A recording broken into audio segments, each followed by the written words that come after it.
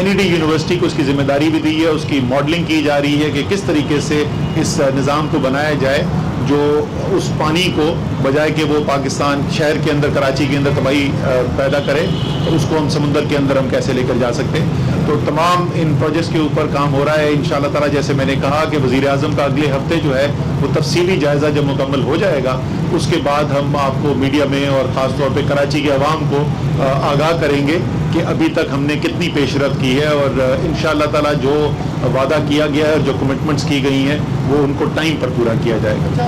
جواب کے لیے کراچی کا ٹرانسپورٹ ایک وقت وینٹیلیٹر پر ہے, لوگ بہت پریشان ہیں کیونکہ پورا شہر کی رکشا اور موٹر سائیکل کے حوالے کر دیا گیا ہے.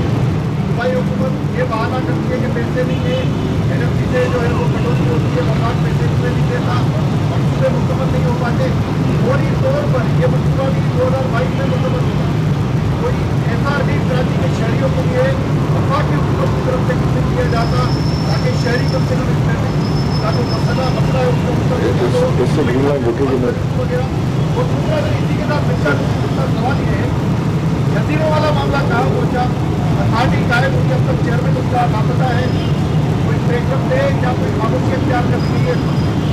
سر جہاں تک آپ نے سندھ حکومت کے اس دعوے کی بات کی کہ کٹوتی ہو جاتی, کوئی قانون کے اندر گنجائش ہی نہیں ہے. کنسالیڈیٹڈ فنڈز کے اندر جاتا ہے تمام جو ڈسٹریبیوٹیبل ریونیو ہوتا ہے, ڈویزیبل ریونیو جس کو کہتے ہیں, اور وہ براہ راست کسی بھی مداخلت کے بغیر وہ پیسہ آ جاتا ہے. اور سندھ کی حکومت کے پاس اپنی ریونیو اتھارٹی بھی ہے, وہاں سے بھی پیسہ آتا ہے. اور ابھی تو انہوں نے ہمیں بتایا 2 ماہ پہلے کہ 700 ارب روپے کے کراچی کے لیے منصوبے انہوں نے رکھے ہیں بجٹ کے اندر. تو 700 ارب روپے خرچ کیوں نہیں کرتے, کریں نا خرچ, ان کو ہمیں خوشی ہوگی. شروع میں ہمارے کچھ دوست جو ہیں وہ اس بحث میں الجھ رہے تھے کہ وہ 700 ہے یا نہیں ہے. میں کہا بھائی کیوں بولتے ہو یار, ہم تو چاہتے ہیں 700 ارب روپے خرچ کریں کراچی کے اندر.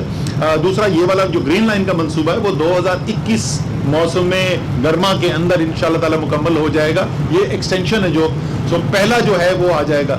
ریلیف تو دیکھیں, ریلیف ہوتی ہے فوری امداد کے لیے. جس طریقے سے کورونا آیا, کورونا کے اندر لوگوں کے لیے مشکلات پیدا ہوئیں, لاک ڈاؤنز ہوئے, لوگوں کا روزگار چھن گیا, تو پاکستان کی تاریخ کا سب سے بڑا ریلیف پیکج 200 ارب روپے کی احساس کے ذریعے غریب ترین پاکستانیوں تک پیسہ پہنچایا گیا, اور اس کا 34% پیسہ یعنی تقریباً 65 ارب روپے جو ہے وہ سندھ کے عوام کو ملا, اور کراچی کے عوام کو بھی اس میں ایک بہت بڑا حصہ اس میں ملا. تو ریلیف تو فوری طور پہ اس طریقے سے دی جاتی ہے. ٹرانسپورٹ کا نظام جو ہے ظاہر ہے پورا منصوبہ لگتا ہے انشاءاللہ تعالی جولائی سے ستمبر, جیسے کہا گورنر صاحب نے, اس کی اس وقت ہماری کوشش ہے, لیکن انشاءاللہ تعالی ستمبر نہیں ہونے دیں گے, اس سے پہلے ہی کریں گے. سر جزیروں کے اوپر بات چیت چل رہی ہے, اور سندھ حکومت کے ساتھ اس کی بات چیت چل رہی ہے. انشاءاللہ تعالیٰ کوئی اچھا کام ہوگا. دیکھیں وفاق نے کوئی جزیرہ لے کے اپنے ساتھ کوئی جیل میں ڈال کے بھاگ تو نہیں جانا. جو بھی ترقی ہوگی سندھ کے لیے ہی ہوگی, کراچی کے لوگوں کو روزگار ملے گا, سندھ کے عوام کو ریونیو ملے گا اس سے. میں تھوڑا سا ایک منٹ ذرا سے میں جزیرے پہ بات کروں, یہ بڑا امپورٹنٹ ہے. دیکھیں یہ جو جزیرہ بنے گا اس سے یہ گیم چینجر ہوگا ہمارے سندھ کے لیے. اس کا سارا ریونیو حکومت سندھ کو ملے گا, کوئی وفاق ایک پیسہ یہاں سے ریونیو کا لے کر نہیں جائے گا. یہ جزیرہ کمپیئر کریں 8000 ایکڑ کا جزیرہ ہے, 800 ایکڑ کا جزیرہ ہے, اور وہاں پر جو ہمارا سری لنکن جو ہے وہ اس سے بہت چھوٹا جزیرہ ہے. تو وہاں پر $14 بلین کی انویسٹمنٹ آئی ہے, اس کا 10% بھی نہیں ہے وہ جزیرہ. $14 بلین کی انویسٹمنٹ آئی ہے. ہم یہاں پر ایکسپیکٹ کر رہے ہیں کہ اتنے بڑے جزیرے کے اوپر کم سے کم $50 بلین کی انویسٹمنٹ آئے گی. 1.5 لاکھ سے زیادہ یہاں پر نئی جاب کریشن ہوگی. یہاں پر فش ہاربر مارکیٹ بنائی جا رہی ہے جو انٹرنیشنل سٹینڈرڈ کی ہوگی, جس سے ہمارے مچھیروں کو اس سے سہولت ملے گی. ان کی جو مچھلی اس وقت سستے داموں بکتی ہے وہ مہنگی بکے گی. یہ ہر حال میں ہمارے سندھ کے لیے خوشحالی کی خوشخبری ہے. تو اسے ہم جو بھی اس وقت حکومت سندھ کی اعتراضات اس کے اندر آئیں گے ہم انہیں دور کریں گے, ہم مل بیٹھ کر اسے دور کریں گے, لیکن اس کو پازیٹیو اینگلنگ اور پازیٹیو طریقے سے دیکھا جائے, کیونکہ یہ جزیرہ سندھ کی جو معاشی صورتحال ہے اس کے اندر بیک بون ثابت ہوگا انشاءاللہ.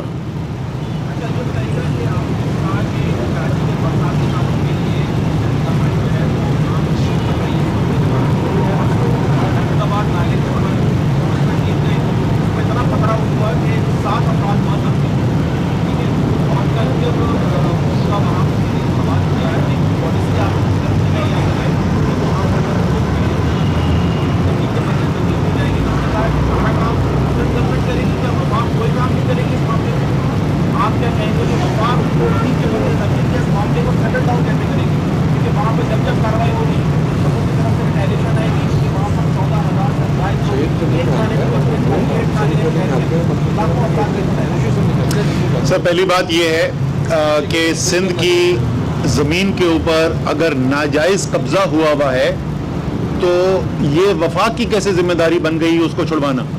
कब्ज़ा ज़मीन आपकी, कब्ज़ा आपने करवाया और आप कहते हैं कि वफाक इसको आगे कराएगी। वो जजीरों में इतना शोर क्यों मच रहा है? पहली बात तो ये मैं कर दूं, उसके बावजूद कि ये 100% जिम्मेदारी सिंध हुकूमत की है, उसके बावजूद वफाक ने अरबों रुपए इस काम के लिए मुख्तस किए हैं कि वो लोग जो वहाँ से हटाए जाएंगे, हालांकि वो वहाँ जायज़ ज़मीन पर नहीं रह रहे, उसके बावजूद शहरी तो हैं, पाकिस्तान के कराची के शहरी हैं, तो उनकी मुआवनत करने के लिए। और PCIC जो वज़ीर आला सिंध चेयर करते हैं, अल्लाह ताला उनको जल्द सेहतियाब करे, वहाँ पर ये फैसला भी हो चुका है कि कितनी मुआवनत की जाएगी। उसमें मुझे खुसूसी तौर पर शिरकत के लिए दावत भी दी गई थी। वफाक का पैसा हाजिर है, वो उठाना वहाँ से सिंध की हुकूमत ने है, पैसा हम देने के लिए तैयार हैं।